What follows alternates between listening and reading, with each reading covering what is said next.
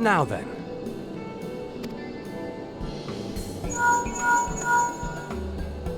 Tis I.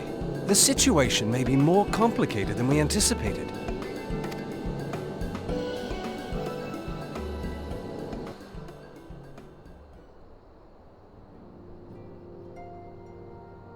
Indeed, I shall remain watchful. Ere thou goest, another matter requireth thine attention. A young maiden, full eager to... Wherefore inquirest thou of her fairness? Very well. Be she damsel or devil, I shall direct her steps to Revenant's toll.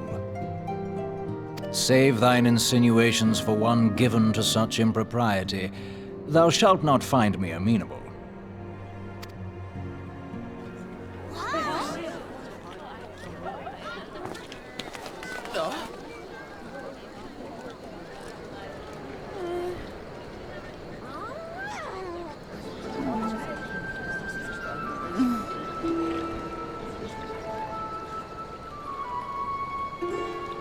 Far across the sea from the land of Domar have we traveled. We seek audience with the ruler of these lands. Who here speaks for you?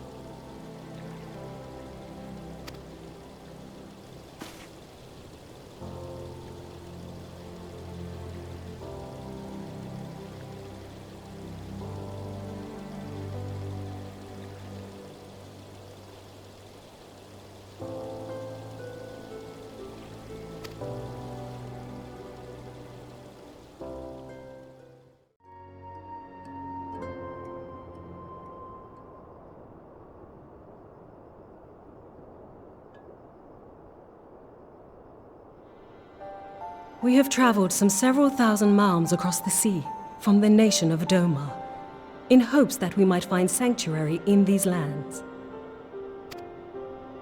Sanctuary, Lady Yugiri?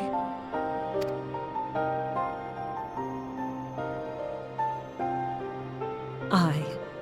Lying within Othard, Doma was under the dominion of the Garlean Empire, as I'm sure you are aware. When the War of Succession broke out in Garlemald, we espied an opportunity to free ourselves from the yoke of imperial oppression and took up arms. Only to be crushed. And so I gathered what few Domans escaped the reckoning and guided them hither to your shores.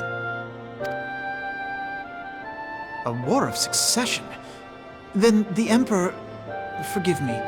You said that Doma was under Imperial rule, did you not? Doma is gone. Razed to the ground as an example to the other provinces. 12 have mercy. And your people? On a ship anchored in Vesper Bay, flying borrowed colors. Many were complicit in the rebellion, or akin to those who were. They will not come ashore until I send word that it is safe to do so. I sought an audience with your rulers, but was summarily refused. The lords of Uldar are not wont to entertain foreign refugees without suitable encouragement. Mayhap I was foolish to expect otherwise, but our supplies run low and we have young ones in urgent need of care. I have seen the tents outside the gates, however. We are not the first to seek asylum, nor will we be the last. Be that as it may, Uldar is no friend to Garlemald. Your tale would stir the hearts of many men and women here. The Sultana and the Syndicate will not be so easily swayed, but I shall see that you are granted an opportunity to plead your case. This is within your power? Well, far be it from me to boast, but I do have the ear of certain influential individuals. I am in your debt. Lady Yugiri, forgive me for observing, but your choice of attire seems like to evoke feelings of mistrust. Men are wont to fear the unfamiliar. We know this from experience. We seek only to spare the people of Uldar unnecessary disquiet. I shall defer to your experience, then. I thank you for your understanding. It seems I have urgent business with the Flame General. I leave our guests in your capable hands.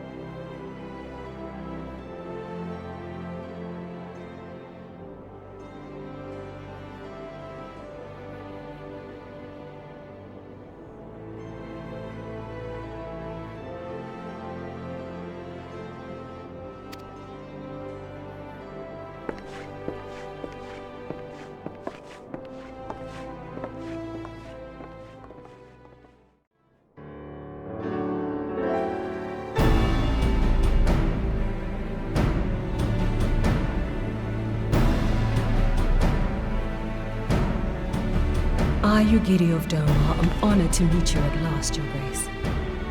To mark this auspicious occasion, I should like to present to you the finest treasures our humble nation has to offer. Alas, the circumstances which have brought me here today have divested me of both time and dignity. I come before you as a pauper in direst need of aid, to request that you grant my people asylum. I, Nanamo, 17th in the line of Ul, welcome you to our city. Be at ease, Lady Yugiri. Although I myself have heard the tale of your misfortune, I would ask that you recount it once more for the benefit of the others here present. As you wish, Your Grace. For many years, my nation, Doma, suffered under the yoke of imperial rule, and my people yearned to be free. Thus, when a war of succession broke out in Garlemald, we sought to take advantage of the chaos and reclaim our liberty. Alas, our enemy proved less preoccupied than we had hoped, and our rebellion was put down in the most brutal fashion. Those who survived, how many do they number?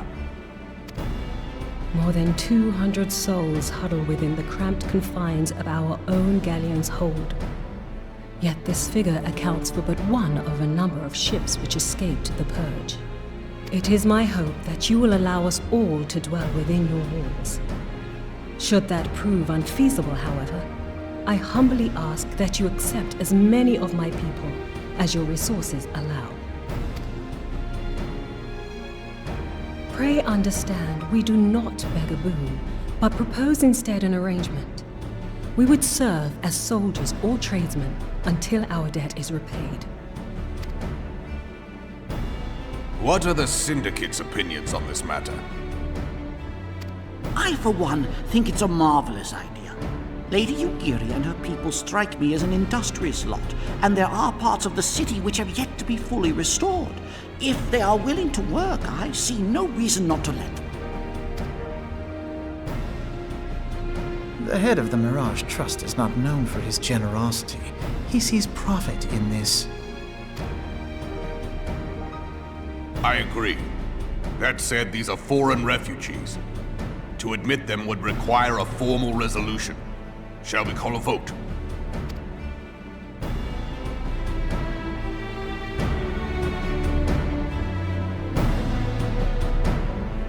The law is the law.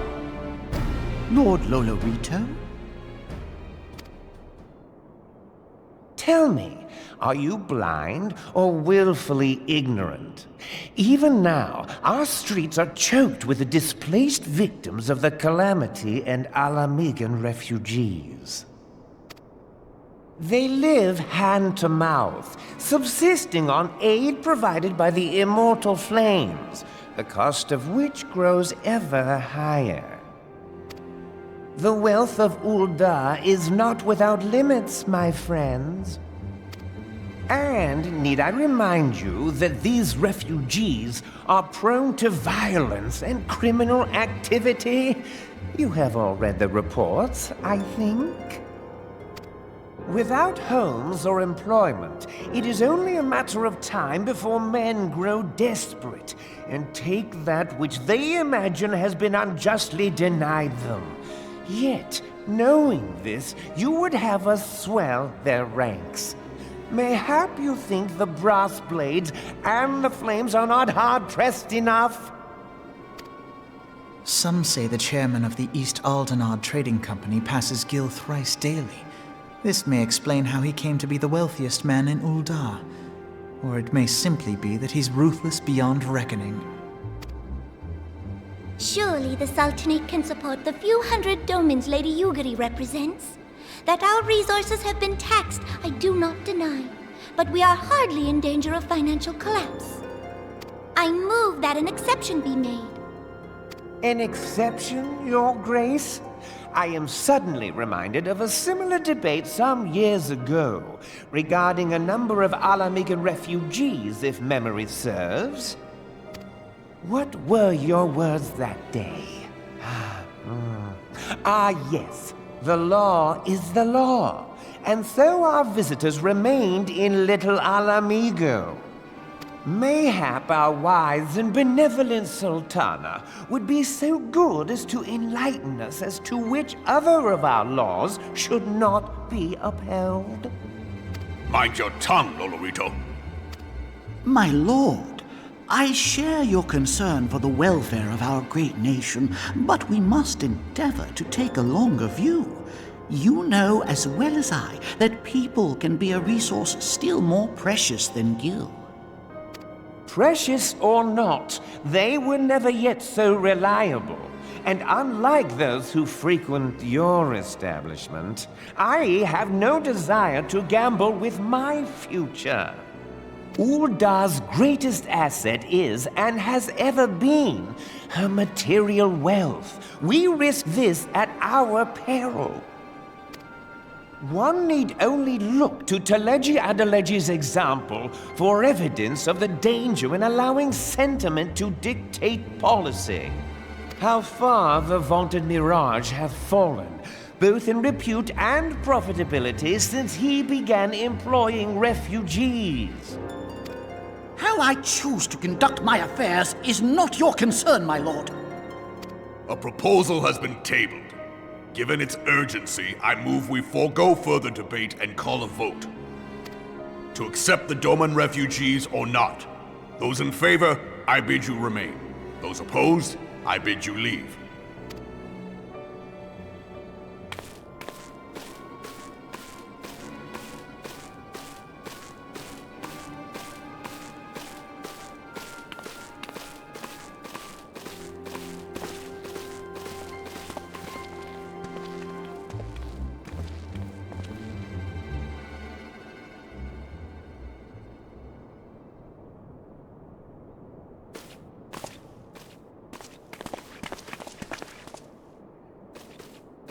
Would that it were within my power to welcome you and your people, Lady Yugiri.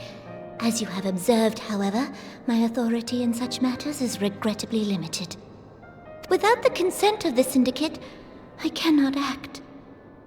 I understand, Your Grace, and I appreciate all that you have done on our behalf. The nerve of the man! If that bastard had not forsaken the eastern trade route, Little Alamigo would now be thriving. Oh, that you should have traveled so far under such dire circumstances, only to be refused in this manner is utterly unconscionable. Pray, accept my sincerest apologies.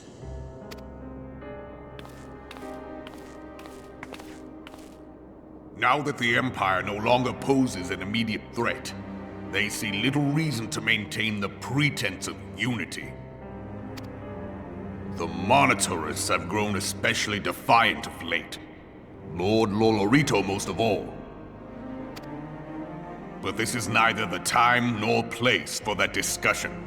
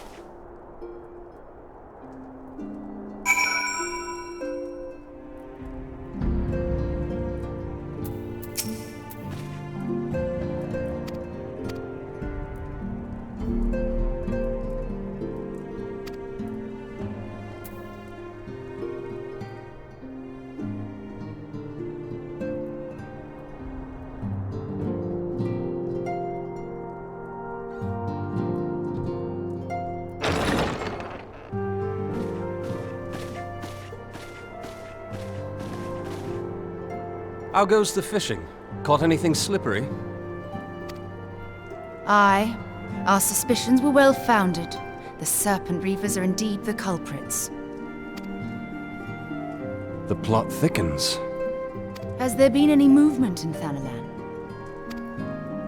It has been blessedly quiet, which is to say the Amalja are being no more or less of a nuisance than usual, summoning Ifrit with such crystals as they have hoarded. Urianger, too, reports not out of the ordinary. Then we have our explanation. Your explanation for what, pray tell? For the recent spate of crystal thefts in Thanalan, we naturally assumed that the trail would lead us back to the Amalja. Yet it did not. It led us across the sea unto Vilbrand. Vilbrand? There have been reports of increased Sahagin activity of late. Oh gods, they mean to summon Leviathan? That is the way of it, I fear. Whilst conducting our investigation on behalf of the mineral concern, we came upon evidence implicating the Serpent Reavers. With the aid of the Maelstrom, I was able to verify our suspicions. 'Tis only a matter of time before Leviathan returns to harrow the seas. But there is more. One of the Sahagin, an elder by my judgment, spoke of attaining the gift and knowledge of eternity. Ugh.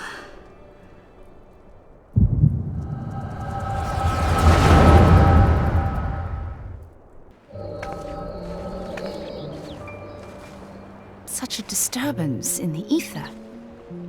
If I did not know better, I should think this device defective.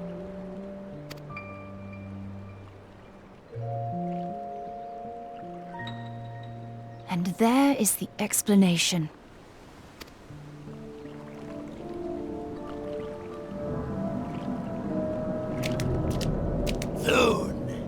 Soon it shall begin. Our Lord shall rise midst surging waves to wash away the finless ones. And I shall be granted the gift and knowledge of eternity, and with the emissary stand equal. Then shall I know no cessation, no oblivion.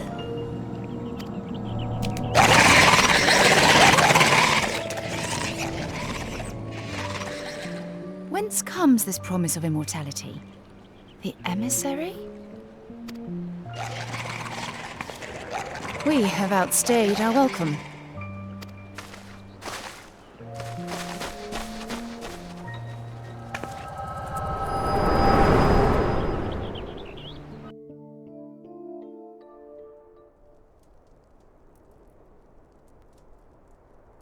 The gift and knowledge. Are the two of you quite well? You shared that vision, did you not? Even before the Sahagin made mention of the emissary, I recognized Elidibus's words. He is behind this. But surely it is not within his power to grant the echo. My lady, unless we act swiftly, Leviathan will rise again. The Admiral has already requested that we intervene to prevent this. Failing that, we are to attend to the Primal's extermination. She will have our full cooperation. Let us make haste to Limsa Lominsa. I mean to play a part in this mission. Tataru, pray, take charge in my absence. My lady, are you sure this is wise? I am aware of the risks, but there is something I must see with mine own eyes. The true nature of the echo. Very well. I shall not stand in your way. On the condition that you permit me to accompany you as bodyguard. Your company is ever welcome, Thancred. I take it something ill is afoot. Aye, a primal is about to be loosed upon Eorzea. Primal? A godlike being whose very existence is a bane upon the land. We scions of the Seventh Dawn are sworn to put an end to their kind.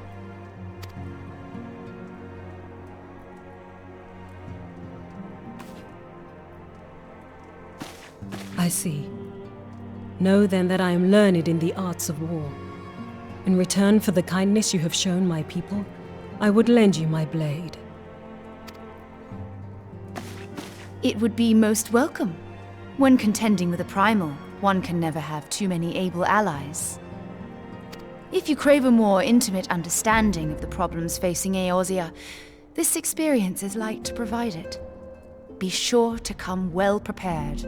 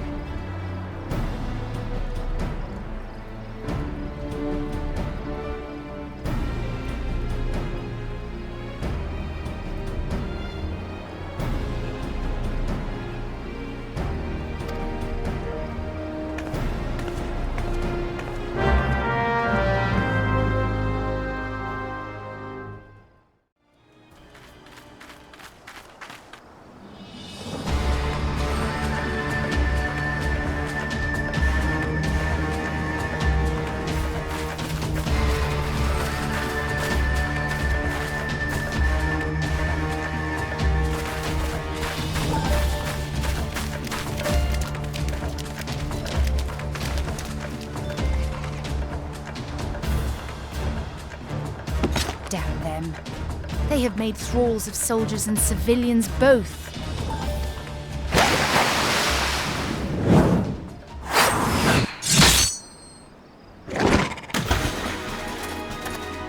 Did I miss much?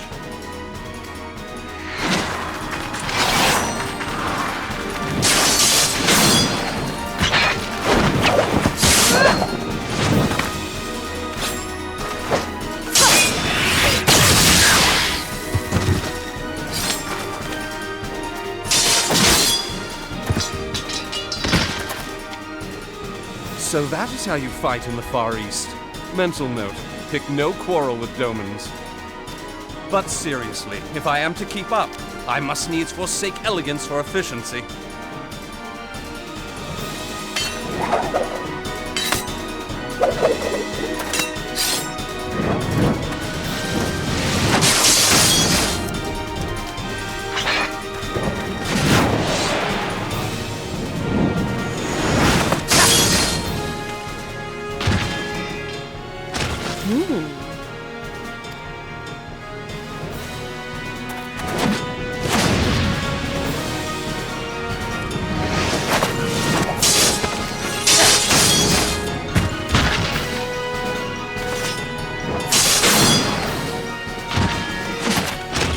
To the Aetheryte!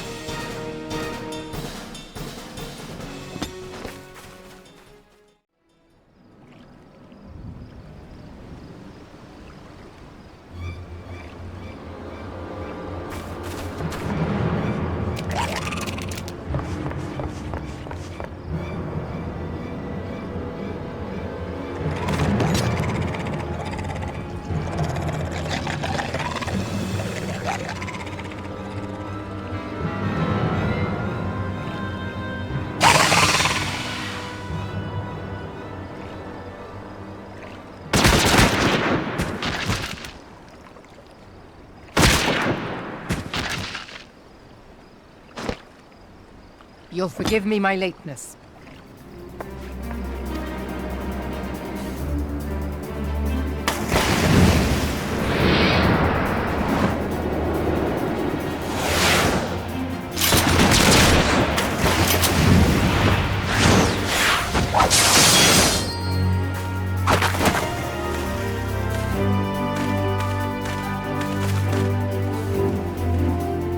I've been something of a liability of late, I know.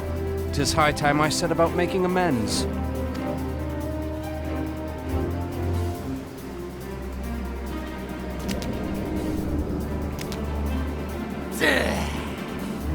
Long have you shriveled Swordwalkers, tormented our kind. But no more! Your time is at an end! You shall perish with salt in your wounds and sea in your lungs. Lord of the world, hearken to our plea. Lord of the world, deliver us from our misery.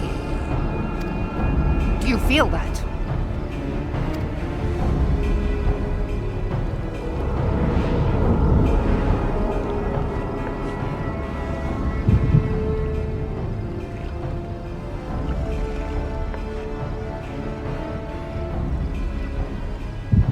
I know this sensation. It's the echo. What?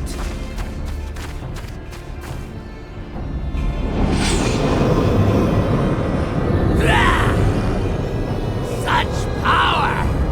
It is transcendent!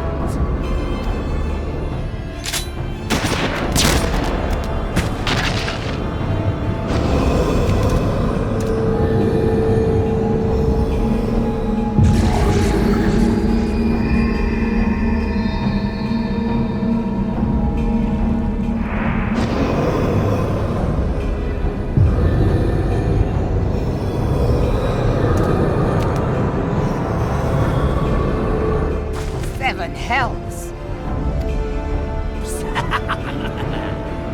Strike me down if you will. It is futile. I have mastered the gift. I am eternal!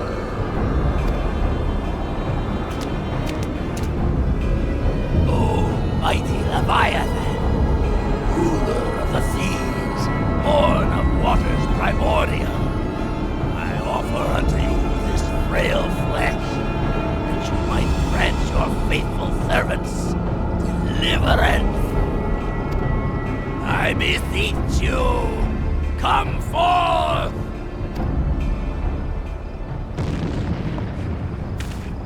Die, damn you!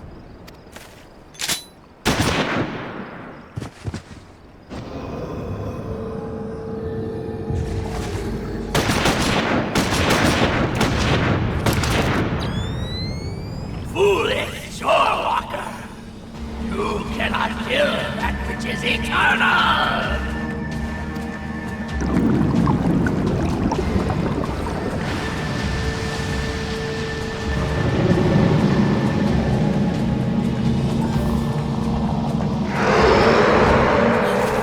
Heavens forfend. Damn it all!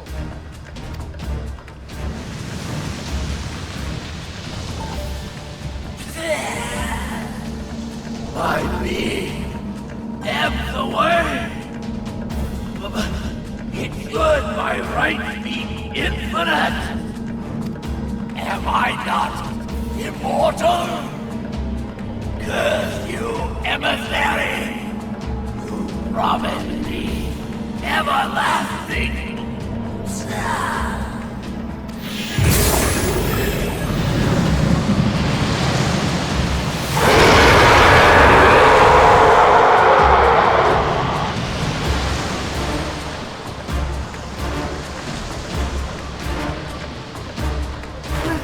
Where did he go?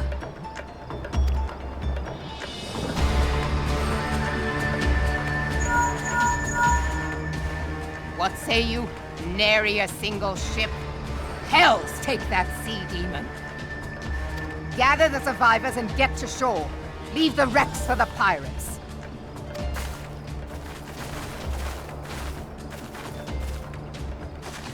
Leviathan wastes no time. The diversionary squadron is lost. For a mercy, 'twould seem the Primal now makes for open sea. But why does he not press his advantage? Unless... God save us. He means to unleash a tidal wave.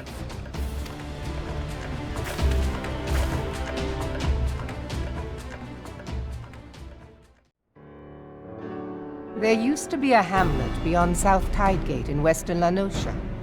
Hearthstone, 'twas called. Some years prior to the Maelstrom's founding, Leviathan rose from the briny depths and set about unleashing watery hell upon us.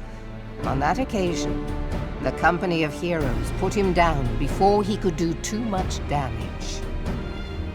But when the bastard came next, this time in the wake of the calamity, we were not so fortunate. Weary of ravaging our shoreline, he summoned a tidal wave which fair leveled Hearthstone and washed the soil away for good measure. The area was subsequently occupied by the Sahagin. Aye, the thrice-damned creatures transformed it into a spawning ground for their brood. Given the quantity of crystal stolen to feed him and his legion of thralls, we can be fairly sure that Leviathan is stronger now than in his previous incarnations. If that sea demon is left to wreak havoc, what befell Hearthstone may well befall a larger settlement, even Limsa. That cannot happen. The Primal must be stopped. That was ever our objective, Admiral. But how are we to achieve it? The sea is Leviathan's uncontested domain. The ships of the Third Squadron could not close to within 100 yards of the Primal, nor could their cannons pierce his defenses.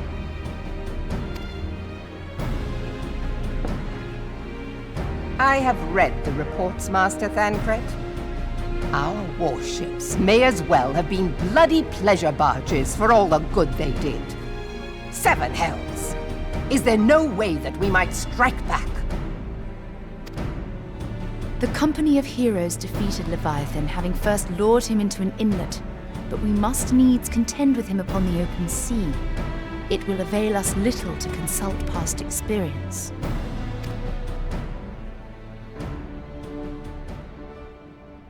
Admiral, if I may. Speak freely, Marshal. By all accounts, Leviathan's most formidable weapon is the very sea itself. Waves and whirlpools, tides and currents, all these things are his to command. The key to victory, I believe, lies in disarming our foe. This, in effect, is what the company of heroes achieved with their ruse. We cannot lure Leviathan from the sea a second time. But what if we could weaken his hold upon the element of water? I have heard of devices capable of such wonders. They draw upon the power of corrupted crystals, I am told. If mounted upon a ship, such a device might be used to prevent Leviathan from bringing the full force of the sea to bear against us, rendering him no more dangerous than any other sea serpent. Of course! Sid built a similar device to grant the Enterprise safe passage through Garuda's Tempest, did he not? Begging your pardon, my lady, but to give credit where it's due, this is something I heard from an old arcanist friend of mine. It makes little difference who thought of it first, so long as it works. Beg the specifications of this device from your friend, and I shall pass them on to our people at Naldic and Vermelis. But before we proceed any further, I would voice one concern. Piercing Garuda's defenses is one thing. Suppressing Leviathan's attacks, quite another. In matters of science, I am as a babbling babe, but I cannot well imagine that such a feat would be possible without a veritable mountain of corrupted crystals. The question being, do we have a ship big enough to bear such a burden? Mayhap not, Admiral, but 2 might. Recall you the tale of Mistbeard's greatest haul? It is said that he lashed 2 ships together, side by side, the better to bear his plunder. By your leave, we might attempt to repeat the trick. The gods know it would be quicker than building a new vessel. Mistbeard did this. Truly, Marshal, upon the subject of the Pirate King, you are as a scholar. Now, from what I have gleaned of these matters, the device will need to be in close and constant proximity to the target. To wit, we must lash our twin vessel to Leviathan. This in itself will be no small feat. Ramming speed will be required, but given the weight of the cargo, that will only be attainable with the aid of a towing vessel.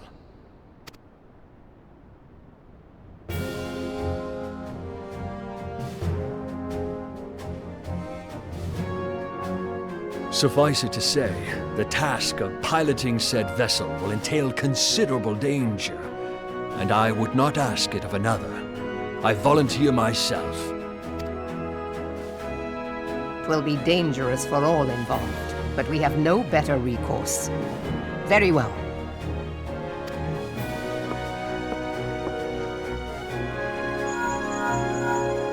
Commodore, assemble the remnants of the fleet at Morabee Bay.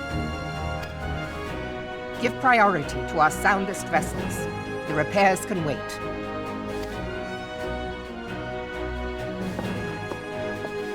Storm Marshal Slafirson, command of the operation is yours. I want that twin vessel ready to sail post-haste. At once, Admiral.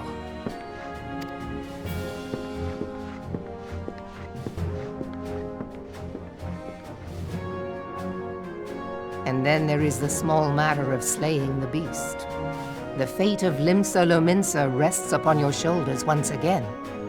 Go well, warrior of light.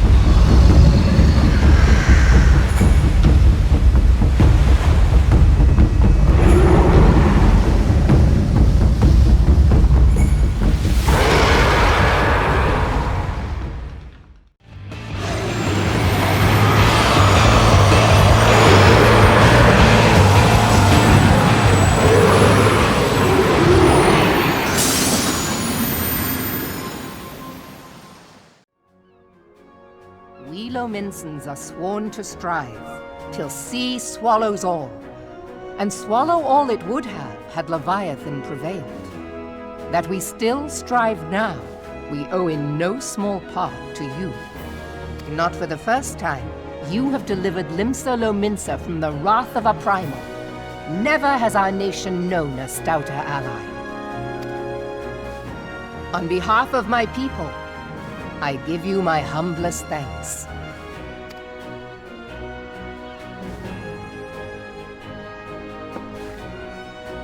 'Tis meet that I give thanks to old Mistbeard, too, for his fine solution. Whatever else he may have been, 'tis clear he was a resourceful soul. Would that I had a man like him in my service.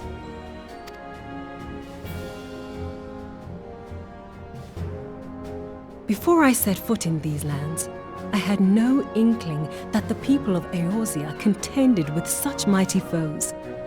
Suffice it to say, their existence came as something of a shock, as did the idea that they could be defeated.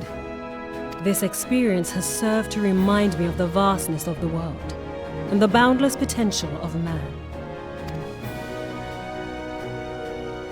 Though I am but a refugee in this realm, I would fain be of use to you in your fight. Know that I am tutored in one of the foremost combat arts of the Far East. It may seem outlandish to the Eorzean eye, but should any of your people care to learn, I would be pleased to initiate them. And I will see to it that they are grateful. I have no doubt that your knowledge and skills will serve us well. Besides, your art is not so outlandish as you think. Would you not agree, Master Thancred? Naught escapes your searching eye, Admiral. Few are privy to this information, but Limsa Lominsa is home to a certain secret fraternity. Its members are trained in a form of combat not unlike your own. By my judgment, it should not be beyond such individuals to adapt to the techniques I witnessed you employing with such admirable deftness. I am heartened to hear this. I too noted a kinship between your style and mine own, though it seemed to me that you fought differently in the beginning. I suppose I did. What can I say? I'm a man of many talents. Though you may labor to believe it, Thancred was once something of a scoundrel who fraternized with the criminal class in these parts. Yestola! You jest, of course. But for a chance encounter with Alphino's grandsire, he might never have left Limsa Lominsa, or received an education in Sharlayan, or taken up his post in Uldar, which is where he trained in the blade, lest you wonder.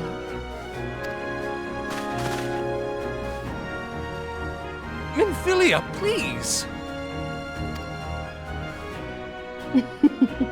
It would seem there is more to you than meets the eye, Master Thancred. Lady Yugiri, I am told that you and yours came to Eorzea seeking permanent resettlement, and that many domins have since been engaged as frontier hands at Revenant's Toll.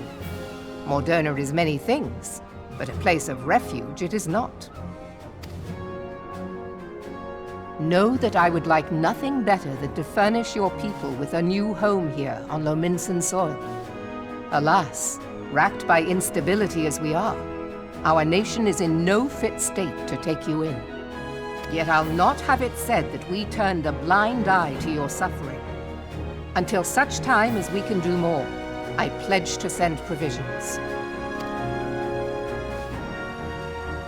We are in your debt, Admiral. I realize that it scarce qualifies as repayment, but if it please you, I shall set about sharing my martial knowledge with your people at once.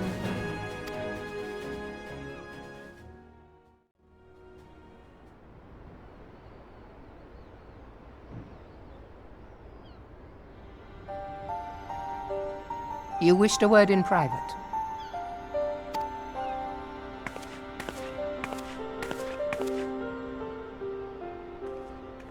The better not to spoil the festive mood. History repeats itself, Admiral. As the kobolds did before them, the Sahagin resorted to summoning their god over a territorial feud. They acted in self-preservation. It may be that the Sahagin initiated this particular clash, but how it begins does not interest me so much as how it ends.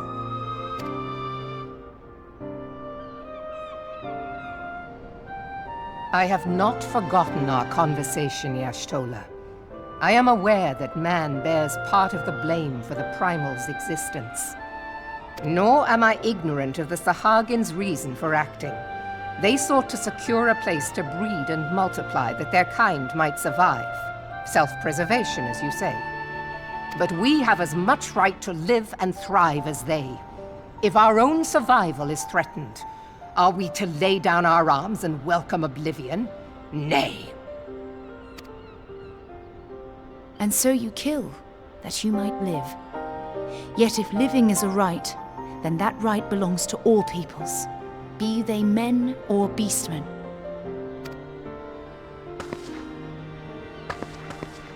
I'll not deny your reasoning. But when a storm gathers, it falls to me to see my people safely through it.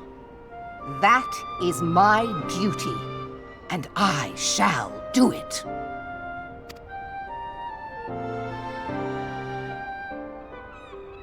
As must we all, Admiral. Stay the course then, but know that it will lead to no good end.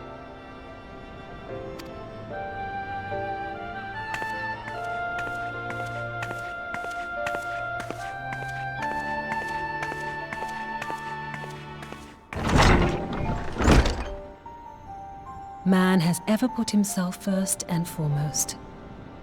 To justify his actions, he clads himself in the armor of righteousness, though it be a fancy of his own making. In this, mayhap the Garleans and we Domans are not so different.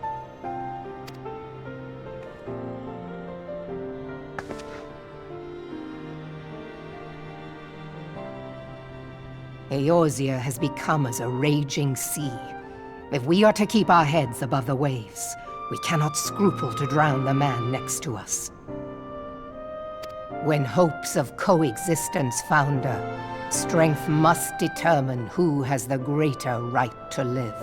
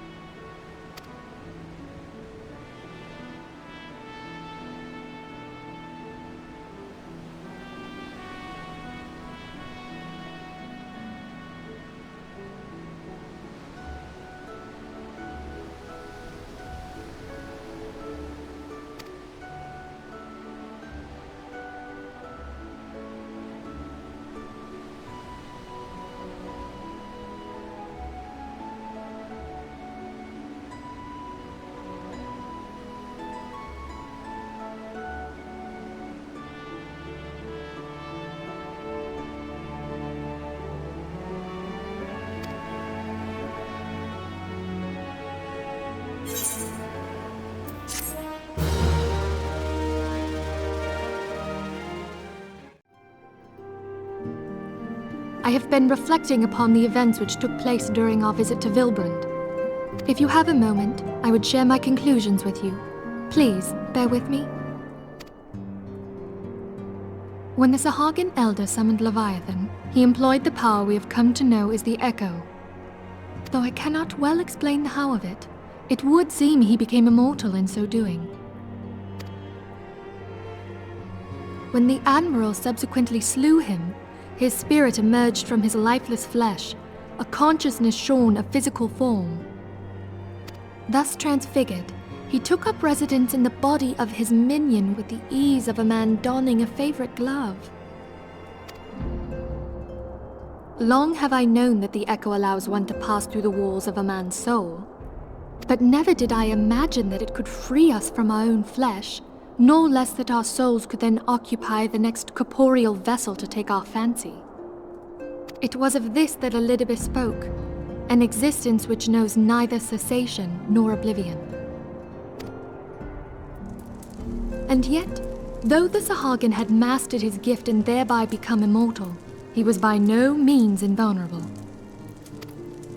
As we both bore witness, he was ultimately absorbed into Leviathan.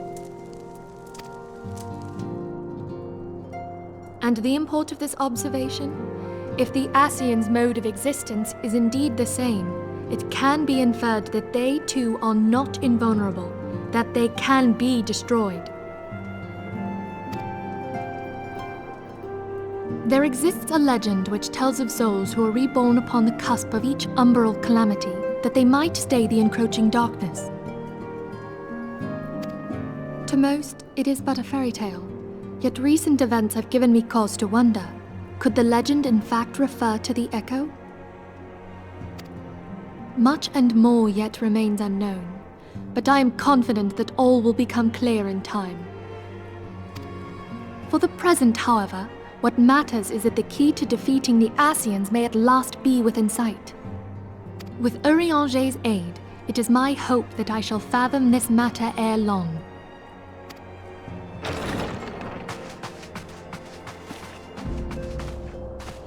Oh, I was just about to send for you, my friend. Is Artemis? Grave tidings from the Sharlayan motherland, my lady. It doth concern our distant allies, the students of Baldessian. What of them? My lady, the Isle of Val, which for many years hath been the Order's home, is no more. No more? Whatever do you mean? I relate only that which hath been conveyed unto me by our agents. An etheric wave of the highest magnitude was recorded in the region. Soon thereafter, 'twas observed that the isle had ceased to be. 'Tis postulated that a magic was evoked, like in power to Ultima. 12 preserve.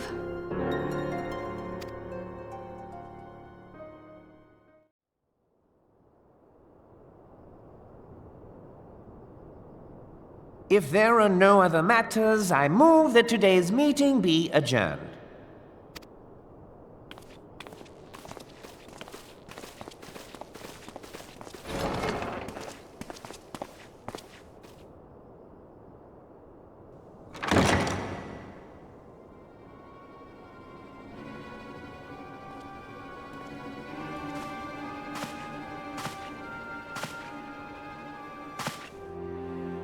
It is done, my lord.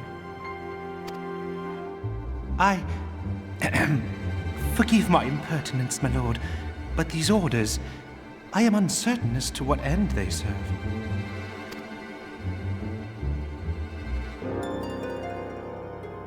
Revolution.